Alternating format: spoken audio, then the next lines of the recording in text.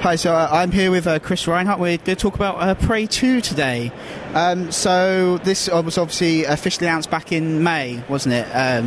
Now, yeah. And is this the same game that you guys announced back in 2006 after Prey, or is this a completely sort of you've changed everything? It's gone as a completely new thing. It's completely new. So when we met with Bethesda, when we signed the game with Bethesda in the middle of 2009, we pretty much started out fresh, going. We went back, looked at Prey 1, we analyzed what worked well, what didn't work well in Prey 1, and took the really strong components and said, okay, let's emphasize these. But one of the biggest parts that we wanted to do is we want to explore other parts of the Prey universe. And that's where the genesis of the idea of you playing a badass bounty on this sci-fi world came from. We're exploring a new part of the Prey universe. For fans of Prey 1, there are a lot of elements, Tommy, other characters, other creatures that will carry across, and they'll totally, completely recognize, they'll get it. But there's a lot of new stuff for players. And there's a lot of stuff for someone who's new to the entire franchise. They can dive in and play it. They don't have to play Prey 1 in order to understand Prey 2. Sure.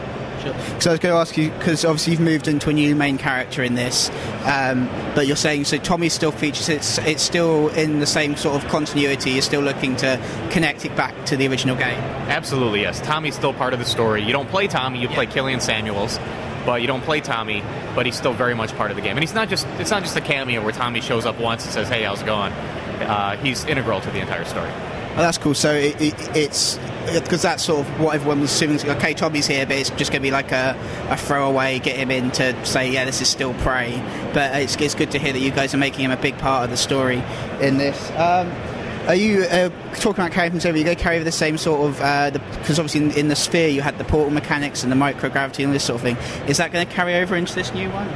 No, we don't have portals. We don't have the gravity elements. That was very much a function of the Sphere that the player part of Prey 1. With Prey 2, it's because for me personally, with Prey 1, we took players to a place they really hadn't seen before and gave them the mechanics they hadn't played before. So we wanted to do that with Prey 2. We take you to a new part of the Prey universe. The new mechanics that we're giving you are, it all stems from being a badass bounty hunter. So I've got these cool climbing abilities to navigate the world, explore, but those climbing abilities tie strongly into combat. So we've got this, what we call agile combat system, which is really fast, really fluid, really accessible. You feel really powerful. It's awesome. I really, really like it. I still like playing it, but I've been playing the game for a long time. But the other big thing is the gadget usage. And I kind of think of the gadgets almost like a secondary fire mode. Our guns only have a single fire mode. There isn't an alt fire to them. But the reason we did that is because we've got this wealth of gadgets, and the player can use all these different gadgets in different combinations. The way you play is going to be very different than the way I play. You might go in stealthy.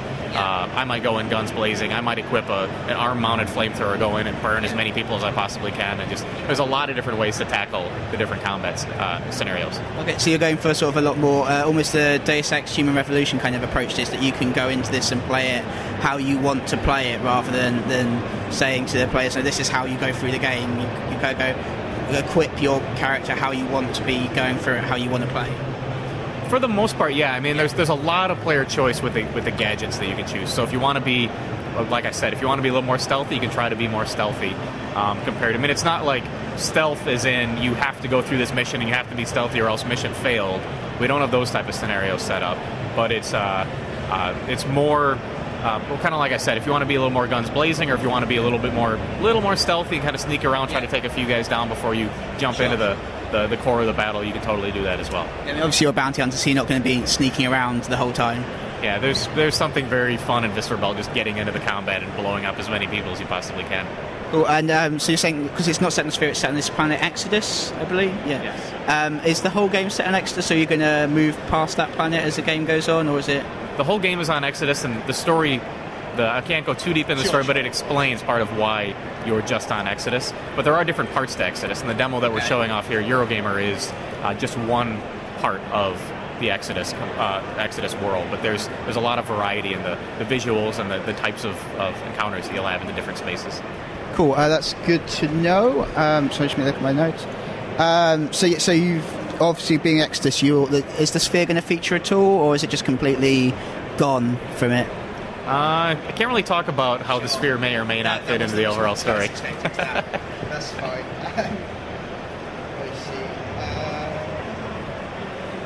So talk about that. Yeah, so what inspired you to change this up from the original Prey? So if you're saying you took the core mechanics of Prey, but is there a reason you decided to ditch Tommy to move into this new badass bounty hunter sort of character, and knowing who, from what I've read, doesn't know, still is missing memory, so doesn't know a lot about the universe and that kind of thing? I wouldn't exactly say we totally ditched Tommy. Yeah, I mean, he still features, but he's not your main character. Yeah, I mean, at Human Head, we still have Tommy has a special place in our heart, because we spent so much time with him during Prey 1, developing that character. So we didn't want to just completely throw him away. I mean, but the real genesis for it was we want to explore both sides of the Predator-Prey relationship. Prey 1, Tommy pretty much was the hunted. Yeah. In Prey 2, we wanted you to feel more like the hunter. So that's where the idea of, it'd be awesome to be to be a bounty hunter.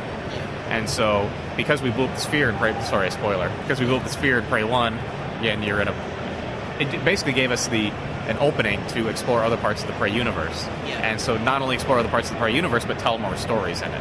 Okay. So this is just another character's story in the overall universe. So you get to see the abduction sequence at the beginning from kind of a different angle. Yeah. And then you get to see Killian escapes from the sphere in a very different way than Tommy did. He finds himself in a very different universe on Exodus.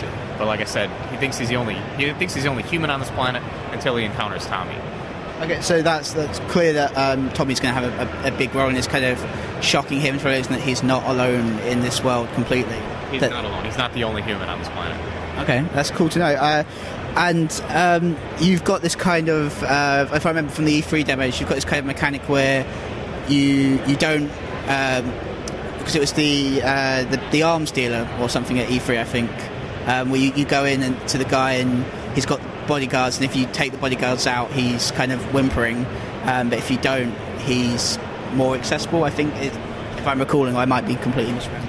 I think you're talking about the part where we take a guy hostage and go in. Yeah. And then, what happens there is you encounter a target, and at first it's a combat sequence where you're fighting the target. You're fighting this guy's wanted alive, so you can't just launch rockets into his face and take him down. So you start killing his guards in order to get to him, because you want to. The part of the aspect with the capture system is you can't just go up and just hit a button and you instantly win. Yeah. So if you try to capture a guy while you're getting attacked, it's going to be a lot harder to try to do that. So the best thing is to try to take those enemies out. So we fight the enemies, and then after you've killed all of his henchmen, he takes off running, and it turns into a pursuit sequence at that point then. Sure. But that particular target has a teleport ability, so the player does not have teleport abilities. So the player has to use all of his really cool climbing and navigation stuff that we've constructed in order to keep up with this target to finally corner him and then take him down. Okay, and do you? Is there any room for sort of with targets? You're saying it's a more not just a press a button kind of thing, so it's a lot more involved process. Was that something that was important to you when you were developing this, to make sure that it wasn't? Because a lot of for example, even Assassin's Creed is you just go in and eventually it ends where you stab the guy and then you escape. But you're saying with this, it's actually reaching your target is a lot more involved. That sort of thing. With certain missions, yeah. Sure. It's a little bit more involved to take the target down, and we're constantly looking for any sort of exploits. I mean, even now we're kind of in user testing phases of having people sit down, play it, see if there's any exploits they can find, because we want to eliminate those elements where you can go in and just instantly win by quickly taking the guy down. So it's been an interesting challenge of going in and balancing everything to make sure that doesn't happen in certain scenarios, because since you've got such a wealth of different gadgets, there's a lot of different things to test for to make sure that you don't kind of go in stealthy and then bolo the guy and really quickly take him down. We want to keep it exciting, but we also want to avoid making it just feel like where it almost would feel too scripted or feel too contrived. So it's been an interesting balance to make. I think we've got something that's really cool. Yeah, I mean, it certainly sounds like the kind of flexibility aspect is important to you, which is getting kind of more prominent in games at the minute. Is there anything that really inspired you coming into this game? Just the fact that that's an area that we're interested in, and not only other games that we've played, but just we want to expand it out more and make it less linear and make it more player choice of how they tackle different scenarios. But the other really cool thing is it's really cool to go back and replay old missions after you've got other different more gadgets and stuff. Just try an old mission again and go, well, what if I go back and replay this mission and try using different gadgets and try to take this guy down in a completely different way. It's really cool. So you can go back to earlier in the game with the gadgets you've accumulated later. Yes. Yeah. And is that a new game plus style thing, or can you just jump backwards? We're still figuring out exactly how that will fit in, whether it's a new game plus or whether it's just accessible from the menu. So we want to keep it. We want it to be something that we encourage players to do, because it's really cool to go through and just try the mission again, just with different equipment. And are you going for any sort of targets on the length of this game, the scope, that kind of thing? We're targeting around 15 hours for the overall gameplay, but obviously because there's a lot of open world elements of exploring and finding collectibles and side missions and side bounties, kind of your mileage may vary. And obviously you're going for this replayability as well, so even 15 hours is a good length for a game these days, and going back to that with being able to go back to earlier missions and that kind of thing is certainly going to enhance the experience. Oh, absolutely, yeah. Definitely. All right, Chris Rhinehart, thank you very much for talking to us today. That was absolutely brilliant. This is Chris for TSA at EGX, and we'll have more interviews coming to you soon.